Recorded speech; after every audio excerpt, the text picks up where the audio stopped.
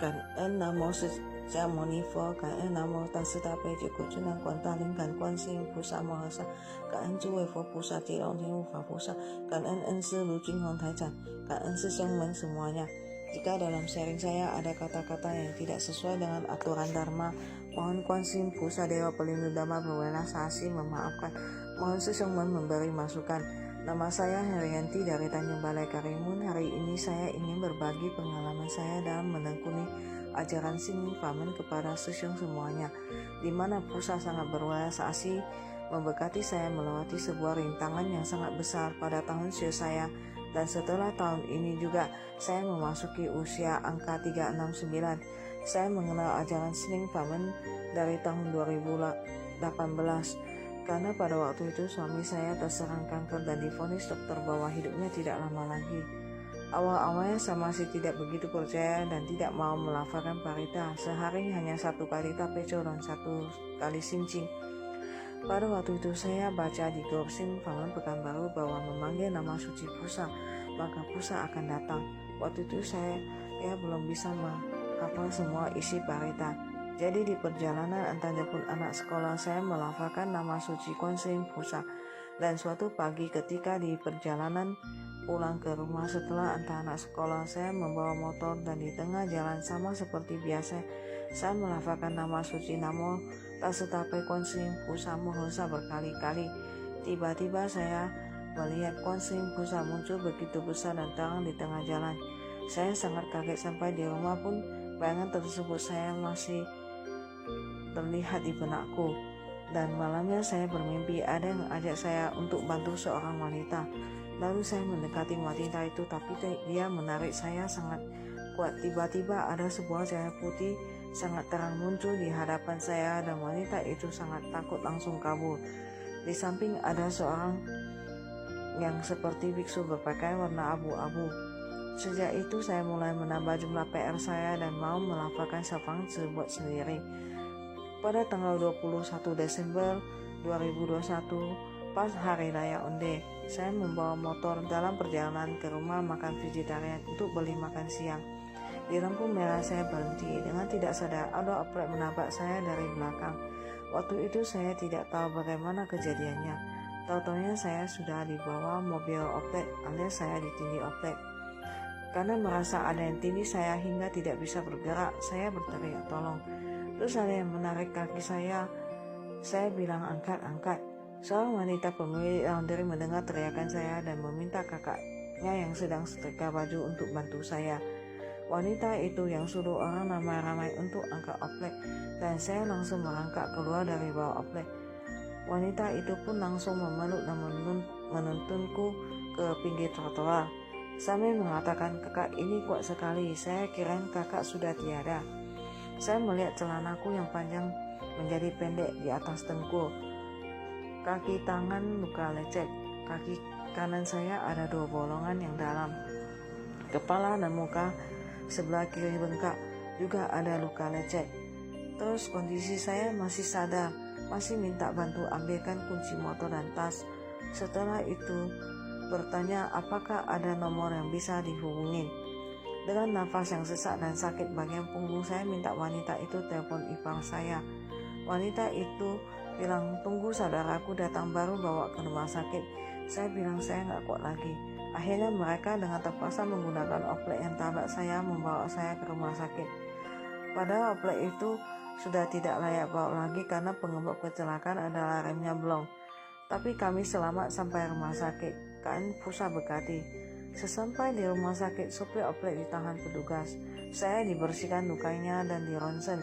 Hasilnya patah tulang rusuk kiri belakang.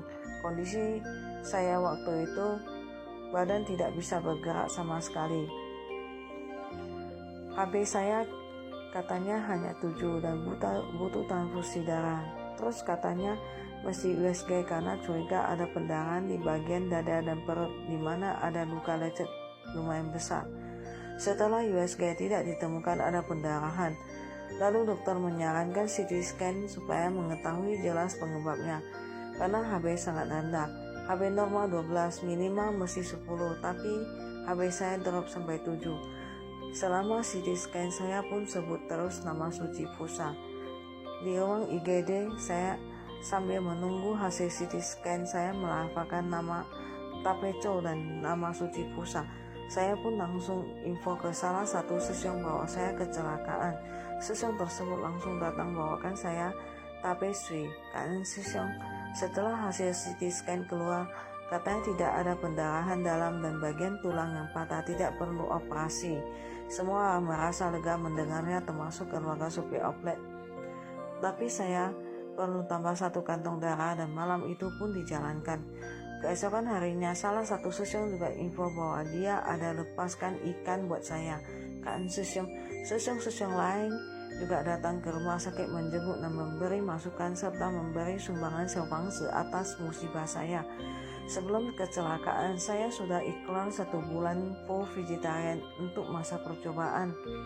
Dan Sisyong menyarankan agar saya bisa ikhlas vegetarian penuh. Nyawa saya ini benar-benar merupakan pertolongan dari Kuan Yin Pusat. 2 hari di rumah sakit, dokter minta ronsen ulang bagian dada karena saya ada keluhan sakit. Hasil ronsen terlihat paru-paru saya kempes sebelah kanan dan harus pasang selang untuk mengembangkan paru-paru. Malam itu saya langsung berikrar 108 lembar sewangse, melepaskan 1.200 ekor ikan dan vegetarian penuh. Selama saya di rumah sakit, Sisyong bantu saya bakar sewangse. Ada Sisyong melepaskan labi-labi buat saya. Kan Sisyong, besoknya dokter datang membawa hasil ronsen bahwa paru-paru saya kempes 15%. Jadi tidak perlu pasang selang karena saya tidak merasa sesak, hanya perlu fisioterapi saja. Tapi perlu tambah darah karena HB drop sampai 5, butuh 3 kantong darah lagi. Saya menolak karena kondisi saya tidak pusing. Dokter bersikeras harus tambah darah, katanya kondisi saya seharusnya di ICU. Tetapi heran ya, kenapa saya masih sadar? Ini anemia kronis katanya. Kalau tidak percaya nanti konsultasi dengan dokter penyakit dalam. Sorenya ketemu dokter penyakit dalam, katanya dari hasil lab partikel darah saya sangat kecil, tidak tahu apa penyebabnya, tetapi yang jelas bukan karena kecelakaan ini. HB drop karena tidak bisa menghasilkan darah merah, penyebabnya harus diperiksa lab dan kirim ke Batam. Akhirnya mau tidak mau saya terima tambah darah agar bisa cepat sembuh. Setelah tambah darah HB ku naik, dokter izinkan pulang ke rumah.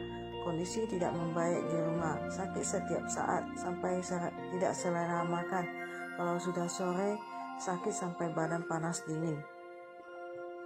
Pada tanggal 31 Desember 2021 sore, saya merasa bagian punggung saya dan luka di kaki sangat sakit. Saya tidur sambil mengelut nama suci Pusa. Tidak lama saya tidur, saya merasa ada percikan air ke kaki saya. Terus paha kiri yang tadinya bengkak mengeras jadi agak kendor. Badan pun jadi lebih enak. Bagian luka yang sakit jadi berkurang. Malamnya saya sanggup bangun untuk pasang duta pertama walau luka masih mengeluarkan cairan. Selama sakit ini saya berusaha melafalkan sewangse yang saya ikhlas dan tambah pelepasan 600 ekor ikan. Jadi total semuanya 1.800 ekor ikan. Dan tidak lama kemudian anak saya mimpi saya meninggal dunia. Seperti wejangan master, jika mimpi meninggal dunia pertanda ada rintangan besar.